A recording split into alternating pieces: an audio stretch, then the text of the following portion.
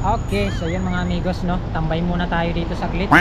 Masarap kasi tumambay dito, makulimlim, sarap matulog.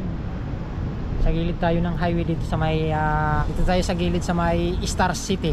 So ayan, tambay muna tayo saglit at magpahinga. Ang init kasi ng panahon, pero mas gusto ko yan na mainit ang panahon kaysa nag-uulan. So tambay muna tayo saglit dito, okay? Okay. So mamaya maya lalarga na tayo. Galing kasi tayo ng Pasay, so nagpahinga muna tayo dito. 20 minutes later. Okay, so yan mga amigos. So saglit lang tayo tumambay dito, no. So ito ang itsura, no. Ayan. So napapansin nyo naman na pakaraming puno dito sa gilid ng tabi ng Star City, no. So ayan ang Star City sa dulo. So dito yung nakatambay tayo dito. Ito yung ating motor. So tara, larga na tayo. Tapos na tayo tumambay, saglit lang. Okay, let's go.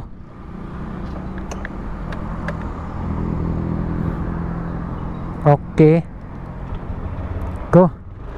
Sarap kasi tumambay dito. Hindi totoo yan. So ngayon ay uwi na tayo.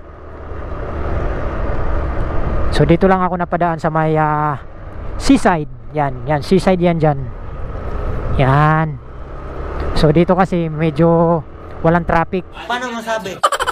Pag doon ka sa kabila dumaan, doon sa kabila medyo matraffic. Sinungaling ka!